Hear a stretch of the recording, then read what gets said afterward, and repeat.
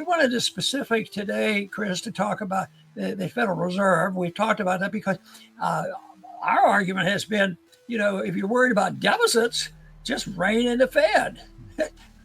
who would buy the debt? But that would be very, very difficult, and some people would suffer that probably didn't deserve to suffer.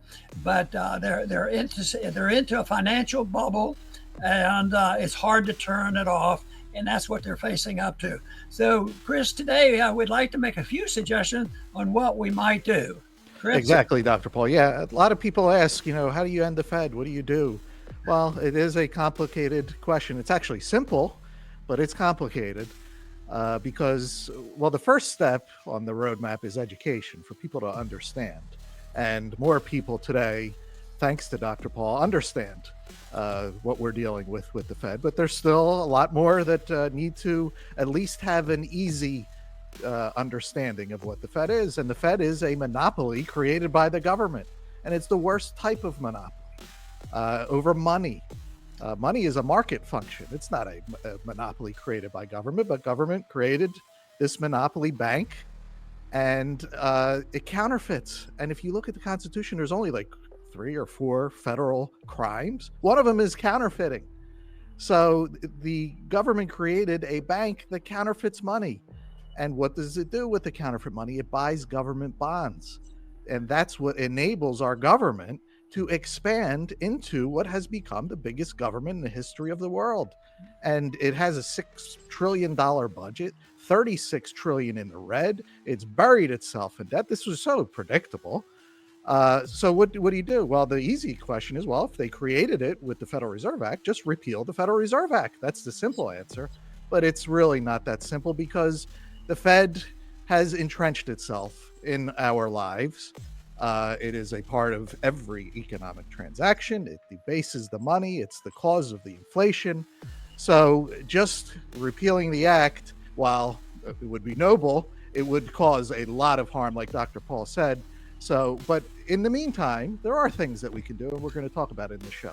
And what's going on with the states, I think, is fantastic. Where the states, the states, the Constitution of the states can't use anything else other than gold and silver as money. So therefore, states have been motivated, and I've encouraged them, is no corporate, no capital gains tax, and no sales tax for buying a gold coin or a silver coin.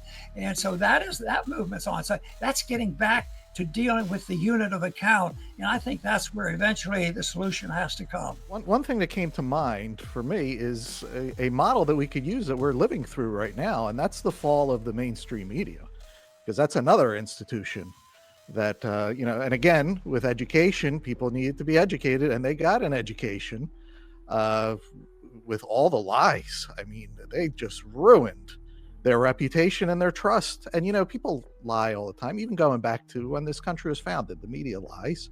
But it didn't dominate.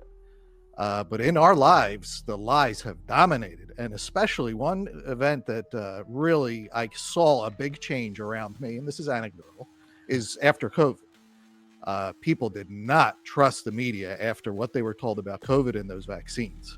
And then following with all the Trump stuff. So we had years and years and years of education about what the media really is these days, and they can't be trusted. And look at what happened to save us, to use, for lack of a better term. And it cost Elon $40 billion to buy X. And what that was is it's competition. Now, of course, people lie on X. People lie because people lie. But at least the truth can be found on X if you search for it. On the media, you're not going to find it, no matter how hard you search. So that's what we need with money. Competition, as Dr. Paul said. Competing currencies. No more of this monopoly. And some people will still use the dollar, of course. Many people, because it's just a habit, and that's just all they know, and that's what they're comfortable with, and they don't want to change.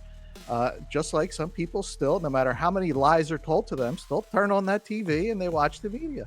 So people will still choose it, but there has to be competition. You have to have sound money to compete with the fiat dollar. And if we have that, we could use the fall of the media as a model to wean ourselves off of this monetary financial system that has destroyed us into something that can help us to flourish.